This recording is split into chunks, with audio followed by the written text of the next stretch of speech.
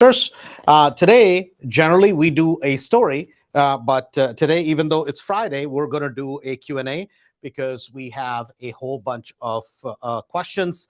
The other day, I was all fired up about the thing that is going on with the National Association of Realtors in terms of there's a big court case in terms of how the commissions are charged and all that kind of stuff. So it's a kind of one of those things that is going on in the real estate market.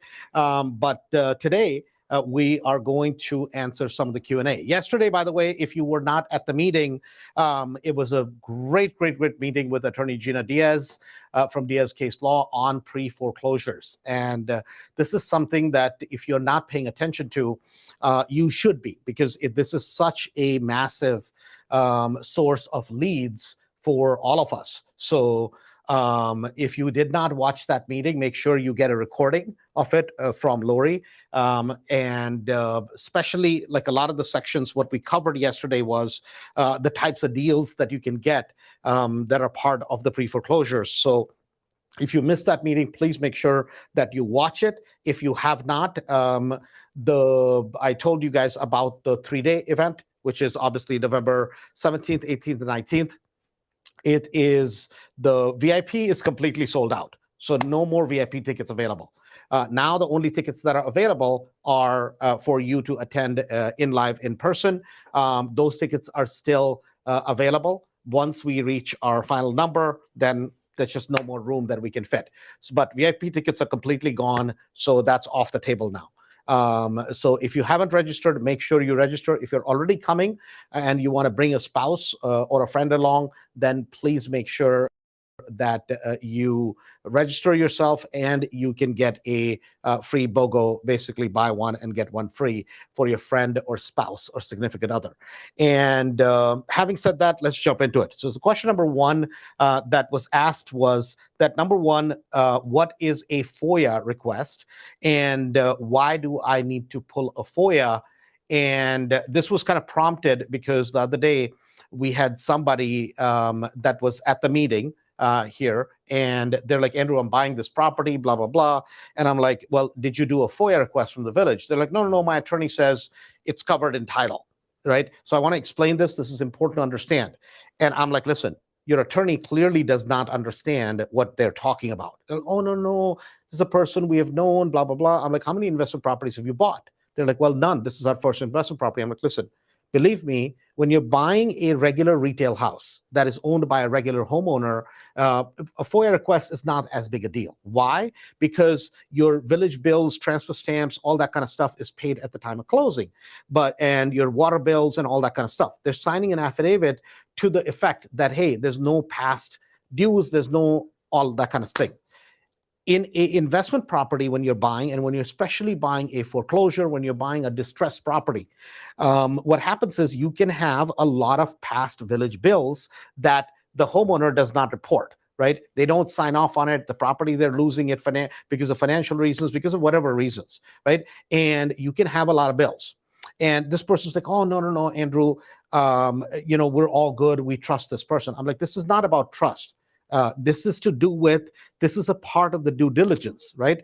And if this attorney doesn't do this, does not tell you to do it, or they don't do it for you, this is not the attorney's job to do, number one.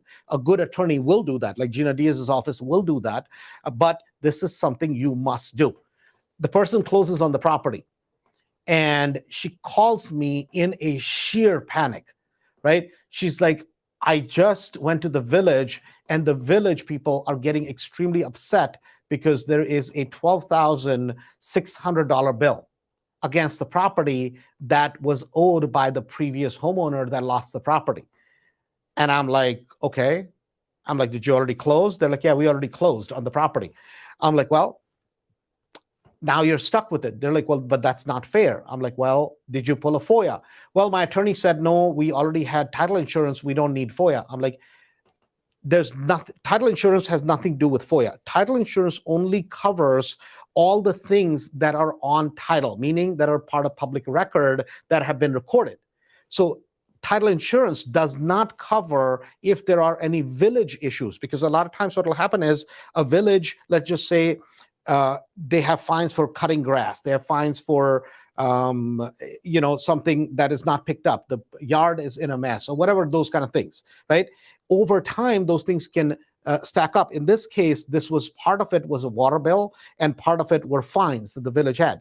Village had gone to court and gotten a judgment against the homeowner and the property. And they're basically like, hey, listen, we don't, and they never recorded it. And this is notorious. Villages do this notoriously a lot of times, because why do they do this? So the reason they do this is they have a judgment in hand. It's not recorded, but it's against the homeowner and the property. And so what happens is you're like, well, the homeowner is not here. Now I bought the property, but guess what? Because it is against the property, now you're stuck. So you're the new homeowner. You never inquired, because that could have been negotiated as a part of the sale. Otherwise, you don't buy the property, right? Because if your numbers don't work, now on this property, this lady is stuck with $12,500, and she calls her attorney, and the attorney's like, well, he didn't know, right? He absolutely didn't know, because they don't handle these type of sales. They do general. There's a lot of good attorneys, right? There's a lot of great attorneys that do a good job. The problem is, if they don't handle distressed sales all the time, they're not used to these messy properties that have been through foreclosure, that have been through bankruptcies, that have been through probates, all this kind of a mess, right? They're just doing blah deals, right? So there are surgeons that do just blah everyday operations. And then there are people who will do very complicated, complex surgeries, right? Something that's on the cutting edge. For that, you need the right team of surgeons. It's no different than something like this with a property. And the reason I'm bringing up this point, why this is important, this particular person is going to be basically stuck with about $12,600 now. And there is no way of getting out of it. And it was a simple thing. So FOIA is Freedom of Information Act request. What you do is you go to and it doesn't matter who you are. You're buying a property, please do this. It doesn't cost you anything. It's free, right? So there's no cost to it. Now, the good part is, if you're in Chicago, all you have to do is just go to the website, just put Chicago tickets, Chicago fines. That's all you have to put in Google. Boom, a Chicago site will pull up, right? And you put in the property address, and boom, anything that if the city of Chicago has given you a fine, anything that is there, it will automatically come up. You don't have to do a thing. It's really good for Chicago. And this is important. Do that right at the day of closing. I'll give you guys an example. There's somebody that previously came to another meeting. They did it about a week ahead. Within the time that they did the search, again, it's free, it doesn't cost you anything. To the time that they closed, there were 6 violations that were recorded against the property, right? And they had gotten warning tickets. The homeowners had gotten a warning ticket, and they didn't fix those. And now the violations are there. So now this new investor goes and starts doing rehab. Those violations are already there, present. And guess what? What they didn't realize is you had to pull a full long form, right? So you had to put in for all these permits, blah, blah. It opened up a huge can of worms for the investor, ended up costing them close to $16,000 more for the rehab, because they didn't realize. Otherwise, they could have just basically had all those things corrected, then closed on the property, then just done an interior rehab, be done with it. But now, because there were all these corrections, and because the problem is you can't get a transfer stamp, right? So if you can't get a transfer stamp, you can't sell the property. You can't refinance it. You're stuck, basically, because of that situation. So it's really important that you pay attention. With Chicago, it's rather simple. Just go on the website, put the address in there, boom. It'll give you if there are any fines, liens, open tickets, what, blah, blah, right? For the suburbs, all you do is you go on the website for that particular suburb, whatever the suburb is, whatever the village is, and you go look at FOIA request. In the FOIA, basically go in, any open permits, liens, any fines, anything related to this property, would like to receive all information, right? And villages are notorious because they don't provide that ahead of time. They don't provide it quickly, right? Because what they have to do is they have to provide it to you in writing. Now, if they say there's nothing owed, there's nothing there, and then you have a proof of that in email, and now you show up, now guess what? Now they're on the hook, right? Then you don't have to pay that. So if this lady had done this and her attorney had actually paid attention, I'm like, listen, number one, fire your attorney immediately. This is incompetent. This is, as far as I'm concerned, if you ask them specifically, hey, do I need to get a FOIA? Because this is this person's first time investing, and the attorney, like an idiot, says, oh, no, you don't have to do FOIA. It's covered by title. I mean, this is incompetence. But anyways, I'm going to leave it there. So I'm like, you should go after the attorney's E&O coverage because it's an E&O coverage issue. The insurers should pay for this because this was a mistake. You asked for that. This should have come from the attorney, but you asked for it. So FOIA request is extremely important. And please, anytime you buy a property, please get in a habit of just doing it. It doesn't cost you a thing. Sometimes you'll have to call the village a few times, remind them, but it's something very easy to do, and you will avoid. I bought a property recently where on the FOIA request, we found out there were close to about 10,500, but something like that, in water bills, in other issues. They had worked out some payments with the previous owner, and they never followed through. And so I had to pay it, but at least I knew that. So I negotiated the price down by about $11,000 because I had a 10 and a half or something plus some charges that I had to pay. So I negotiated it as a part of the whole thing. So I agreed upon a price. Then I find this out. I'm like, oh, wow, what's this?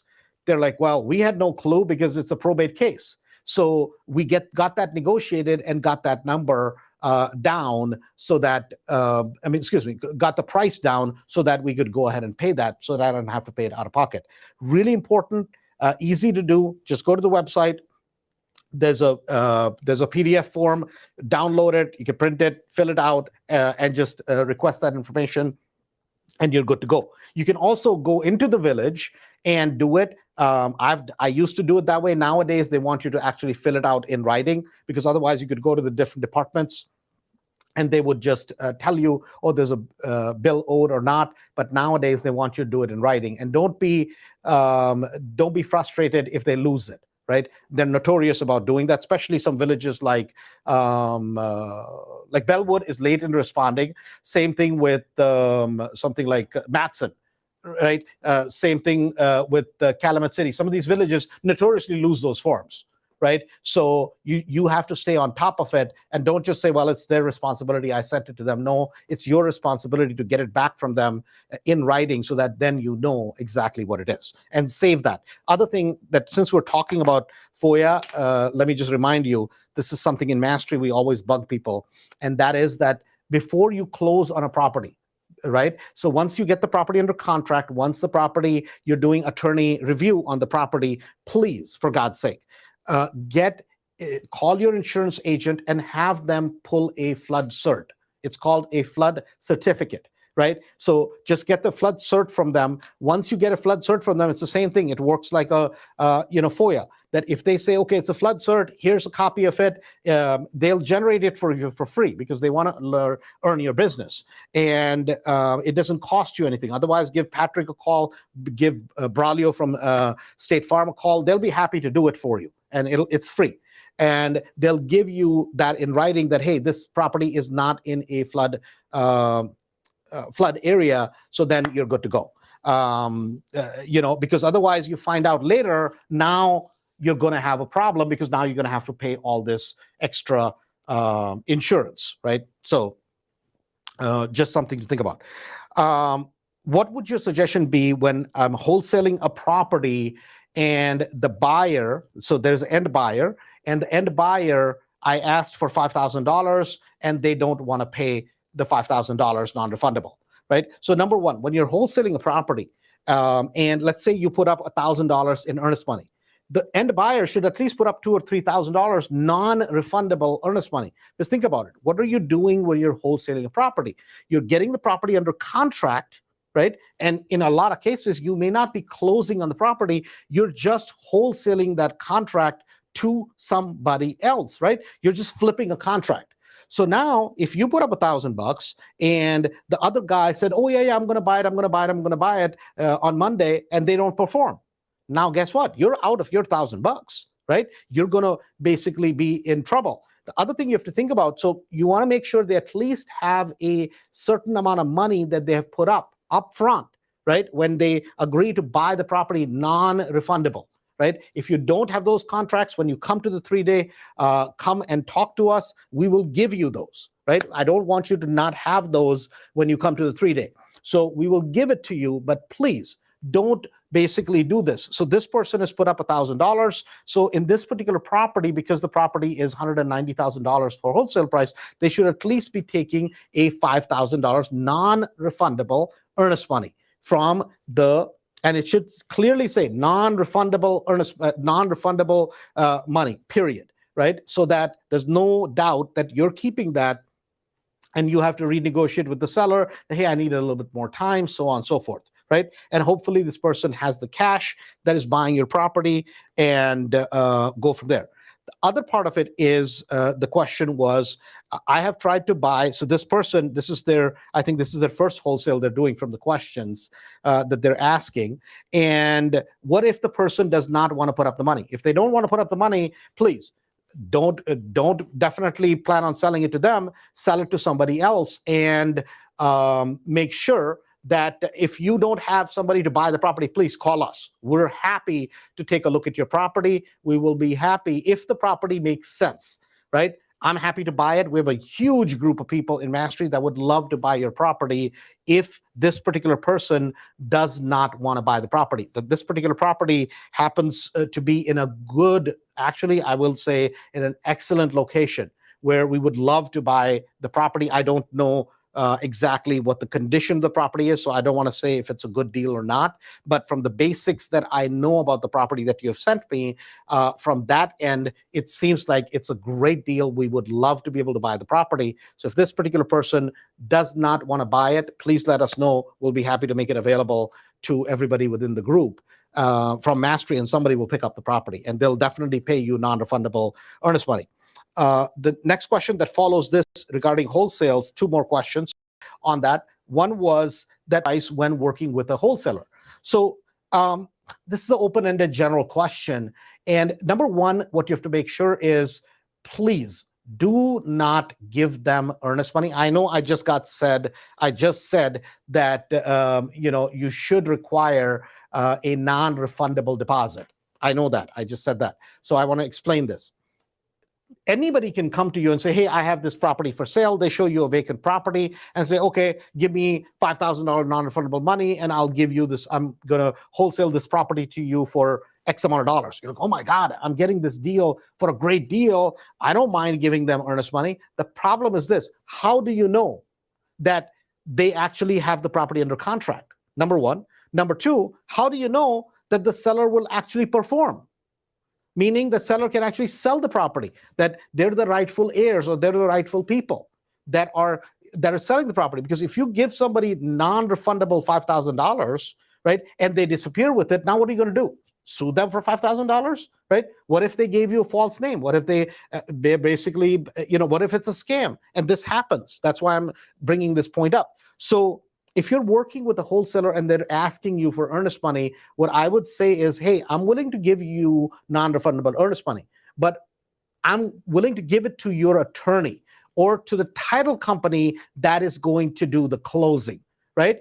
So this is important. Do not give them the earnest money. It's earnest money. So it's supposed to be held in trust. So if somebody says, hey, like hypothetically, somebody says, hey, my name is Joe Green, right? And can you just go ahead and write a check to me, Joe Green, because I already gave the earnest money? I said, no, I can't write a check to Joe Green. I will write a check to the attorney that you're using, to their trust account, no problem. Or I will write a check to the title company that you're using. That's not a problem. And I'll make it non-refundable. I'm willing to sign paperwork to that tune, because in case the deal doesn't close because of their non-performance, in case they disappear in thin air, your money is at least in a safe place, right? It's not somewhere where basically somebody takes your money and disappears with it. And this has happened many, many times to people. So do not give somebody, even if you know them, do not give them the money. Always give the money to an attorney, or always give the money to a title company, because they have it for safekeeping on performance of the contract. So it's really important to understand. The next advice is, the wholesaler, Yeah, the wholesaler wants me to buy the property. They can't get in the property at this point. They want non-refundable earnest money, and if they can't close, I'm going to lose the earnest money. That's the conditions. So if you are not comfortable buying the property just from outside, right, looking at it outside, then do not get pressured into buying it. Because what if you? I mean, I just had somebody the other day. They bought a property. There's no foundation on the property. There's absolutely no foundation, and they had no idea what they were doing. And the property sits on railroad ties. Some of the older properties, they didn't have foundation. Evergreen Park has a lot of these properties. Brighton Park in Chicago has a lot of these properties. There's pockets of town where they have some of these properties, and it's hard to tell. It's not, you can't tell that from the outside. Now, if you have a lot of experience, you can tell that, right? There was a property that Rahul bought one time. I'll never forget this, literally. And I wake up a little late, and he calls me. He's like, "Hey, man, we bought this property." I'm like, "What are you talking about?" So he gives me that. I'm like, "Dude, is it a frame house?" He's like, "Yeah." And I'm like, "Oh, no. Property, even from a Google picture," I'm like, "This property does not have a foundation." Right? Now, why is that? Because obviously, because I know the market and I've experience, right? And sometimes even I won't know it unless I go look at it, right? So please don't just go and get pressured into doing things just because a bunch of people are there. Don't get pressured into doing something, because now you're going to end up losing a lot of money. Worse yet, it's one thing to lose $3,000, $4,000, $5,000 of earnest money, but worse yet is you buy this property.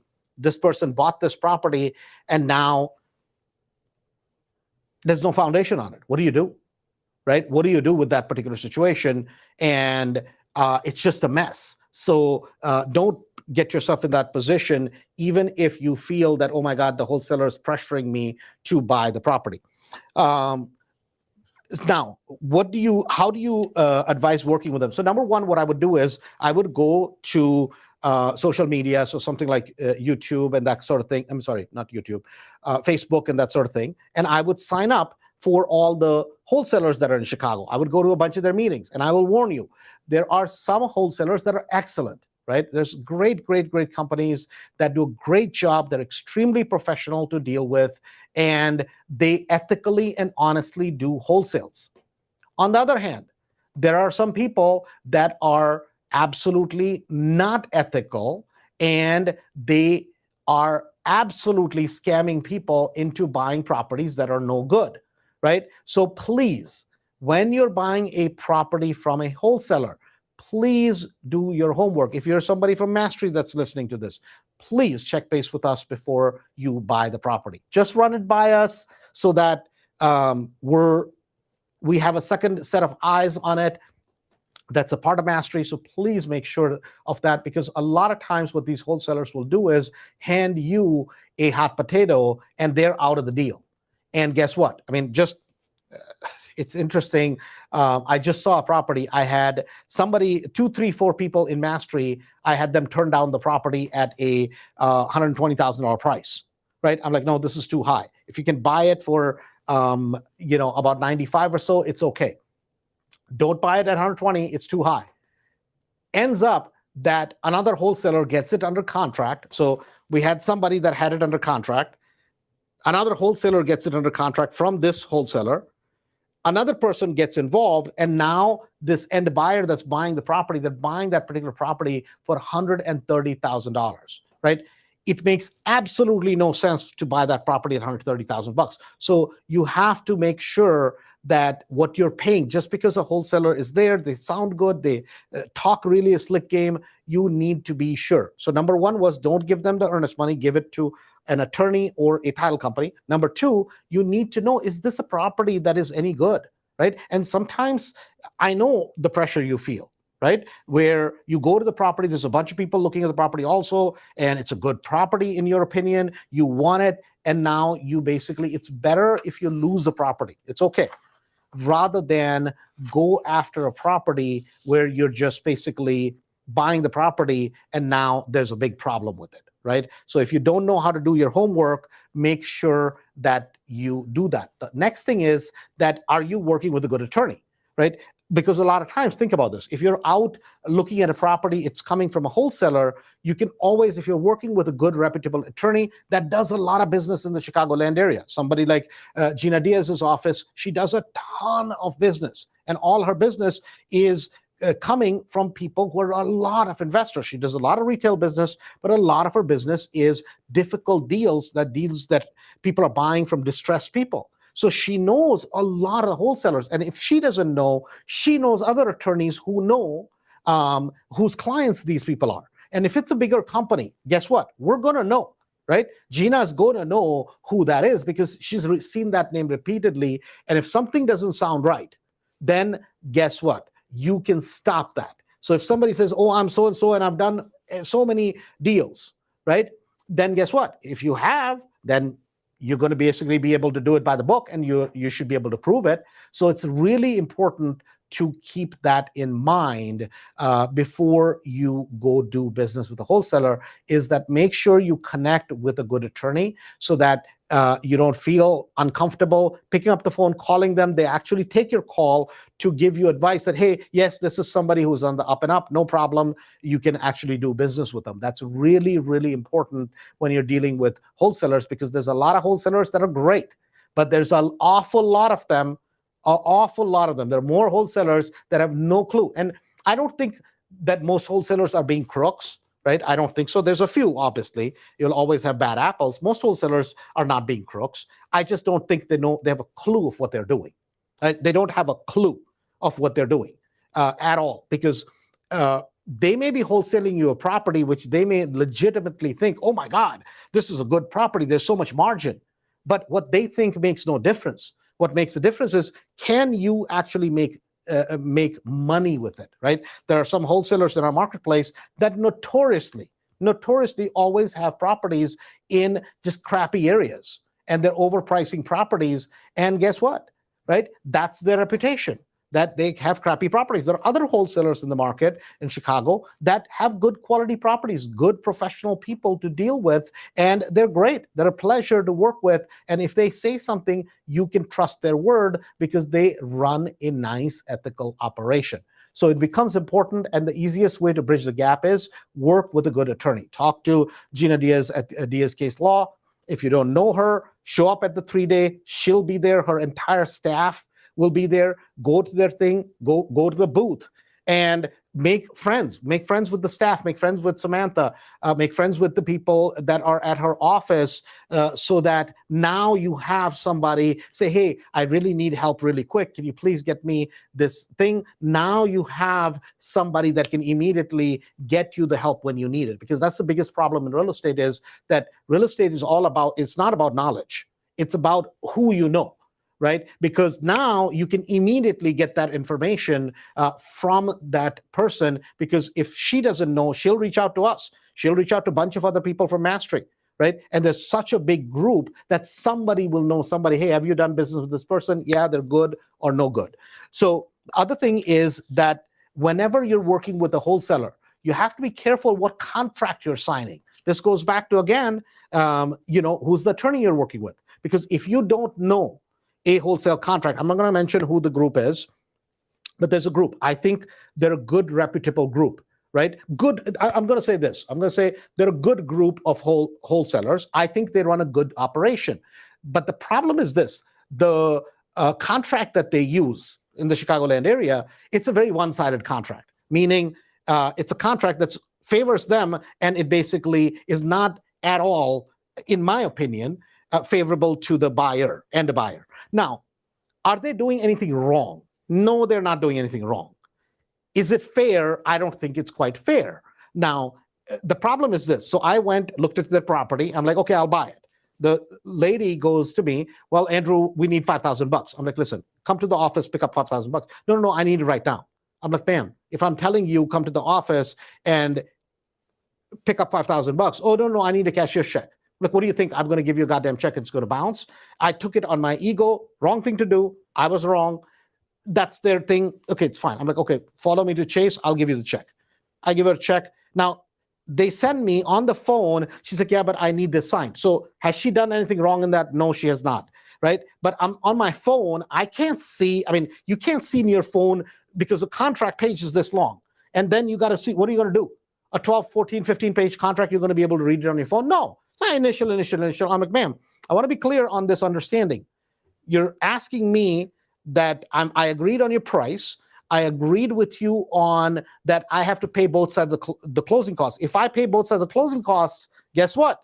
I'm going to control the cost of title because I'm paying for it. Well, no, that's not how it works. You have to use XYZ attorney. I'm like, that's fine. I'll deal with that attorney. Don't worry about it. But I want to be clear. I want to be crystal clear. There's no other cost. No, there's no other cost. I'm like, you're clear, right? I'm like, listen, I'm not the type of person who will let this go, right? Because on principle, I won't let it go. I have the both ability and the willingness to go after this. And you will get tied up in the contract, and I'm not going to let you out of it because you're giving me your word. Oh, Andrew, it's all good. Okay, no problem. I get back to the office, and a couple days later, they're like, oh, no, by the way, there's another fee on top of it. I'm like, number one, I'm not paying the fee. Well, no, our contract, that's how it works. I'm like, listen, I asked you point blank. You told me point blank. You knew what was in the contract. Well, but we sent you the thing. I'm like, yeah, you expect me to go to court to read this on the phone, and you want me to give you a check right then and there, and you expect me to read every single line on a 14, 15, 20-page contract with 50 initials on there on the phone. I'm like, if I take you to court, you really expect me this will basically pass the muster. Well, no, not quite. We don't want to make enemies with you, blah, blah. I'm like, it's not enemies, guys.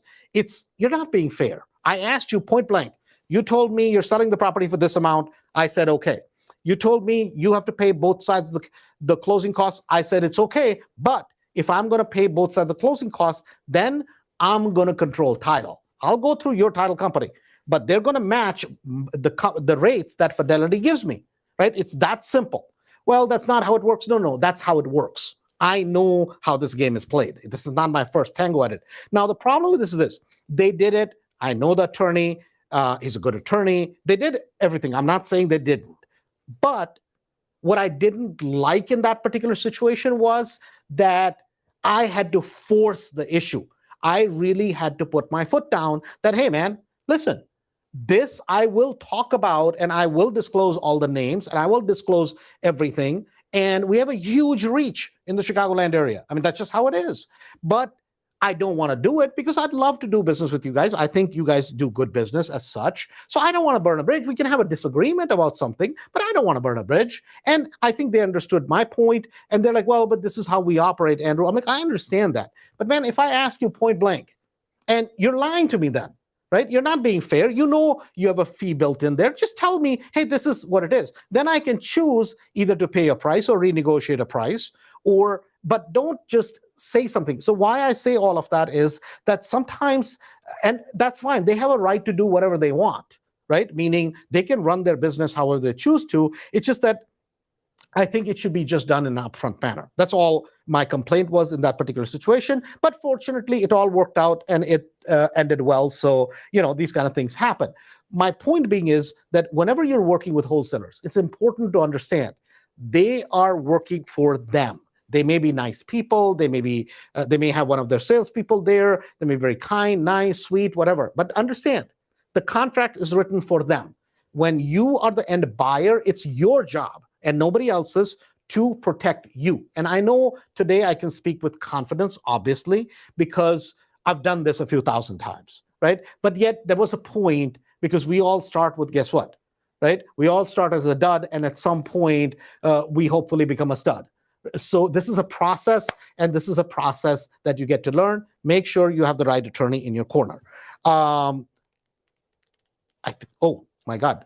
I have one more question, and that question, we will move it because it's a long question. I think it's a great question in terms of rehabs, in terms of working villages, and we will save that for Monday. So super excited, guys. Again, thank you so much. We've had a bunch of people recently join Burr Cashflow Investors. Please bring more of your friends, family. We love your support. We love you showing up here. These are obviously done live and they're stored on there. So there's always something new, fun that we keep sharing, we keep talking about. And if you can't already tell, I'm passionate about what I do, right? And I really believe in what we do. So having said that, thanks a bunch. and we will talk to you on Monday. We'll be back with a bunch more Q&A.